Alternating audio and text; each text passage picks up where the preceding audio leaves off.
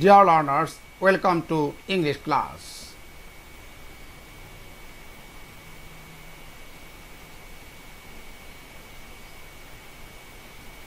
I am Mohammad Faidul Islam, Senior Teacher, Police Lines School and College, Rangpur. Today's topic is Void Change Part 6. প্রিয় শিক্ষার্থীবৃন্দ, আজকের লেসনে আমরা শিখব কিভাবে imperative sentence এর প্যাসিভ ভয়েস করা যায়। Let's see the structures. Imperative সেন্টেন্সের ক্ষেত্রে অ্যাক্টিভ ভয়েসের শুরুতে V1 অর্থাৎ ভার্বের প্রেজেন্ট ফর্ম, এরপর অবজেক্ট থাকলে প্যাসিভ ভয়েসটির স্ট্রাকচার হবে let plus object plus be plus V3 অর্থাৎ ভার্বের past participle form. For example, draw a fish. It is an imperative sentence. Here, draw is a verb, a fish is an object. So, its passive voice is let a fish be drawn. Structure অনুসারে প্রথমে বসানো হয়েছে let, এরপর object a fish, এরপর be যুক্ত করা হয়েছে, এরপর ভার্বের past participle form drawn. Draw এর পাস্ট পার্টিসিপল ফর্ম ড্রন।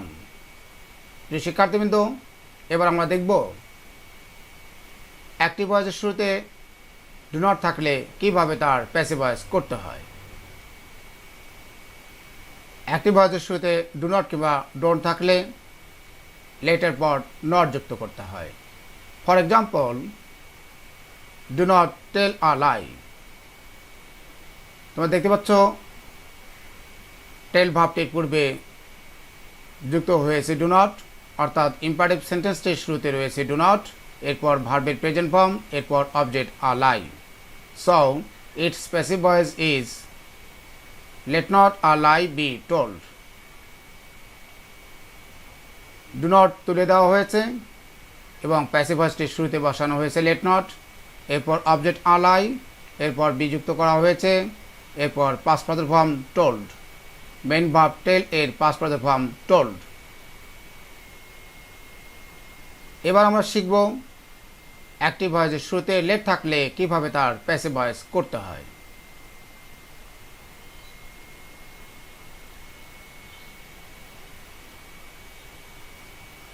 অ্যাক্টিভ ভয়েসের শুরুতে লেট প্লাস অবজেক্ট থাকলে আগের মতোই প্যাসিভ ভয়েসটি লেট দ্বারা শুরু করতে হবে।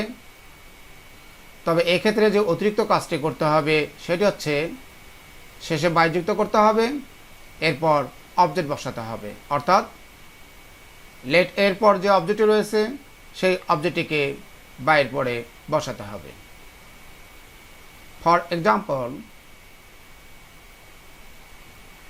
Late me do the work. লেটযুক্ত অ্যাক্টিভ ভয়েসের ক্ষেত্রে একটি কৌশল অবলম্বন করতে হবে, সেটি হচ্ছে লেট প্লাস অবজেক্ট এর পর যে অংশটি রয়েছে সেই অংশটির আগে প্যাসিভ ভয়েস করতে হবে।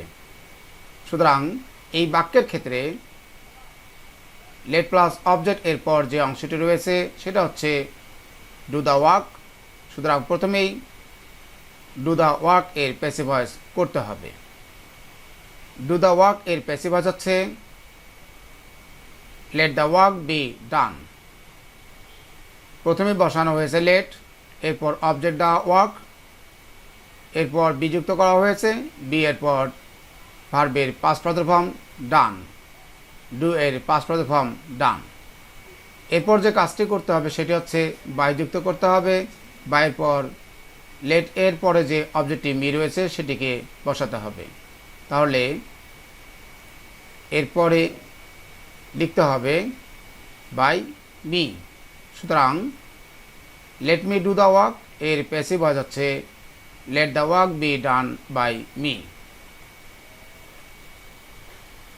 এখন আমরা শিখব অ্যাক্টিভ ভয়েসের শুরুতে প্লিজ থাকলে কিভাবে তার প্যাসিভ ভয়েস করতে হয়। অ্যাক্টিভ ভয়েসের শুরুতে প্লিজ থাকলে প্যাসিভ ভয়েসটি লেট দ্বারা শুরু করা যাবে না। সেক্ষেত্রে প্লিজ এর স্থলে লিখতে হবে you are requested to. Please plus do not কিংবা ডোন্ট থাকলে এর স্থলে লিখতে হবে you are requested not to. For example, number 1, please help the poor. Its স্পেসিফাইজ is you are requested to help the poor. প্লিজের স্থলে লেখা হয়েছে ইউ আর রিকোয়েস্টেড টু, এরপর বাকি অংশ help the poor. Number 2, please do not waste your time. Its স্পেসিফাইজ is you are requested not to waste your time. Please do not এর স্থলে লেখা হয়েছে you are requested not to, এরপর বাকি অংশ waste your time. Number 3, please come here. Its specifies is you are requested to come here. Please এর স্থলে লেখা হয়েছে ইউ আর রিকোয়েস্টেড টু, এরপর বাকি অংশ কাম হিয়ার। প্রিয় শিক্ষার্থীবৃন্দ, 1 নম্বর বাক্যের হেল্প ভাবটি ট্রান্সিটিভ, কারণ এর অবজেক্ট রয়েছে দ্য পুয়ার। 2 নম্বর বাক্যের ওয়েস্ট ভাবটি ট্রান্সিটিভ, কারণ এর অবজেক্ট রয়েছে ইউর টাইম। 3 নম্বর বাক্যের কাম ভাবটি ইন্ট্রানজিটিভ, কারণ এর কোনো অবজেক্ট নেই। হিয়ার হচ্ছে অ্যাডভার্ব। সুতরাং আমরা দেখতে পাচ্ছি প্লিজযুক্ত ইম্পারেটিভ সেন্টেন্সের ক্ষেত্রে ভাবটি ট্রান্সিটিভ হোক কিংবা ইন্ট্রানজিটিভ হোক, উভয় ভার্বেরই প্যাসিভ ভয়েস করা যায়। কিন্তু লেট দ্বারা প্যাসিভ ভয়েস করতে হলে অবশ্যই অ্যাক্টিভ ভয়েসের ভাবটি ট্রান্সিটিভ হতে হবে, অর্থাৎ অ্যাক্টিভ ভয়েসে ভাবটির পর অবজেক্ট থাকতে হবে, তা না হলে কোনো ক্রমেই লেট দ্বারা প্যাসিভ ভয়েস করা যাবে না। শিক্ষার্থীবৃন্দ, অনেক সময় আমরা শুড ব্যবহার করেও প্যাসিভ ভয়েস করতে পারি। চলো আমরা এরকম দুটো উদাহরণ দেখে নিই।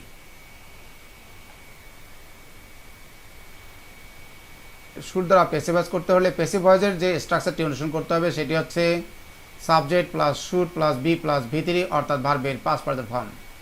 এখানে যে কাজটি করতে হবে সেটি হচ্ছে অ্যাক্টিভ ভয়েসে ভার্বের পর যে অবজেক্ট রয়েছে সেই অবজেক্টটিকে প্যাসিভ ভয়েসের সাবজেক্ট করতে হবে। For example, number 1, keep your word. It is an imperative sentence.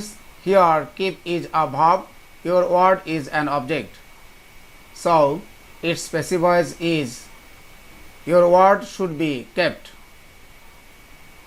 Active ভয়েসের অবজেক্ট ইউর ওয়ার্ডকে প্যাসিভ ভয়েসে সাবজেক্ট করা হয়েছে ইউর ওয়ার্ড, এরপর শুড যুক্ত করা হয়েছে, এরপরে স্ট্রাকচার অনুসারে বি বসানো হয়েছে, এরপর ভার্বের past participle form kept, keep এর past participle form kept.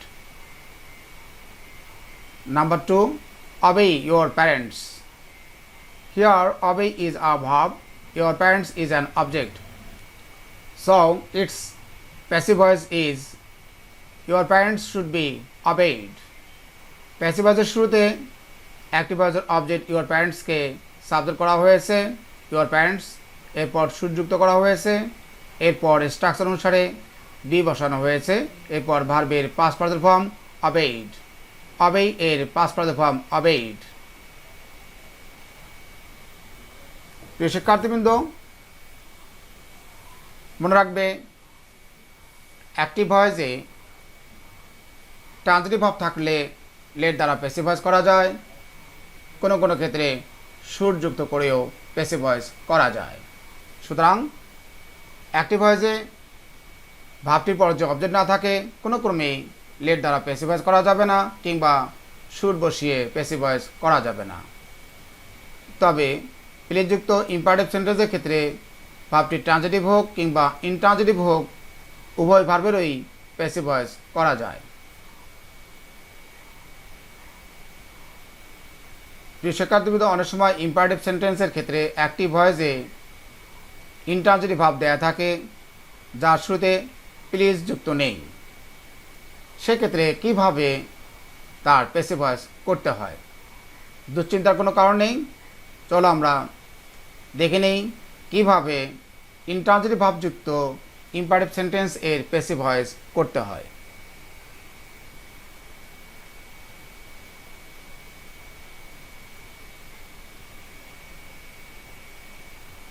Intransitive ভাবযুক্ত imperative সেন্টেন্সের ক্ষেত্রে প্যাসিভ ভয়েস করতে হলে যে স্ট্রাকচারটি অনুসরণ করতে হবে সেটি হচ্ছে you are ordered or advised or told or asked plus to plus বাকি অংশ, অর্থাৎ এরপর ইন্ট্রানজিটিভ ভাব সহ পরবর্তী অংশ বসাতে হবে।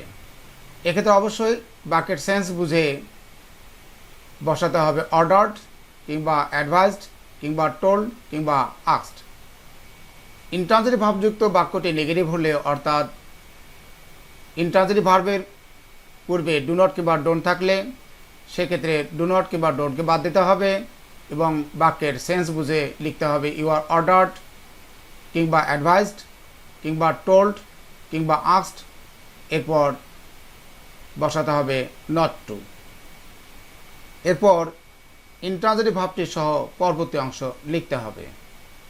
ইউ আর ফরবিডেন টু বসিয়েও প্যাসিভ ভয়েস করা যায়। সেক্ষেত্রে ডু নট কিংবা ডোন্ট এর স্থলে লিখতে হবে ইউ আর ফরবিডেন টু, এরপর ইন্ট্রানজিটিভ ভাবটি সহ পরবর্তী অংশ লিখতে হবে। Let's see some examples. Number 1, get out from here. It is an imperative sentence. Here, get is an intransitive verb because it has no object. অর্থাৎ এখানে গেট ভাবটি হচ্ছে ইন্ট্রানজিটিভ ভাব, কারণ এর কোনো অবজেক্ট নেই। এই বাক্যটি দ্বারা আদেশ প্রকাশ করছে, অর্থাৎ অর্ডার বোঝাচ্ছে।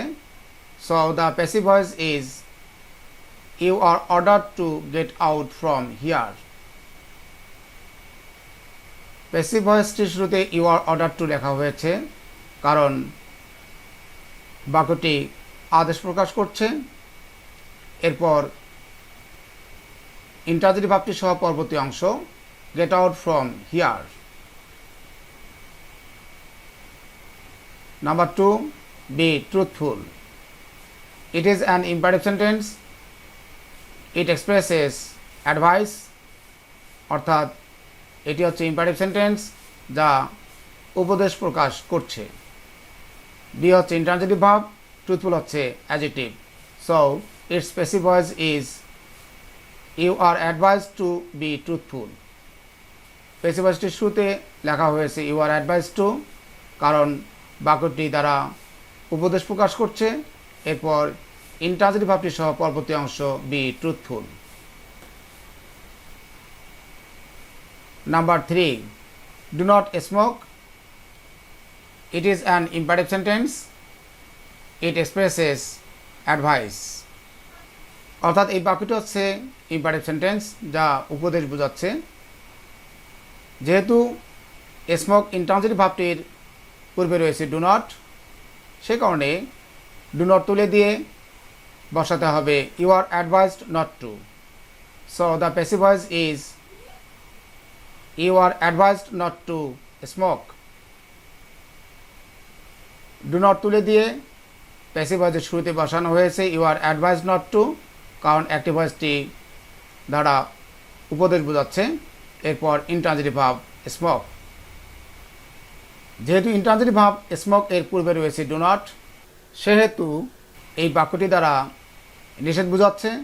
তাই এর আরেকটি উত্তর হচ্ছে you are forbidden to smoke. Do not এর স্থলে লেখা হয়েছে ইউ আর ফরবিডেন টু, এরপর ইন্ট্রানজিটিভ ভাব স্মোক। সুতরাং তোমরা দেখতে পাচ্ছ ইন্ট্রানজিটিভ ভার্বের পূর্বে ডু নট কিংবা ডোন্ট থাকলে দুভাবে তার প্যাসিভ ভয়েস করা যায়। প্রিয় শিক্ষার্থীবৃন্দ, তোমরা এভাবে ইম্পারেটিভ সেন্টেন্স এর প্যাসিভ ভয়েস সহজে করতে পারবে। আশা করি তোমরা ভালোভাবে বুঝতে পেরেছ। আজ এ পর্যন্তই, দেখা হবে পরবর্তী ক্লাসে।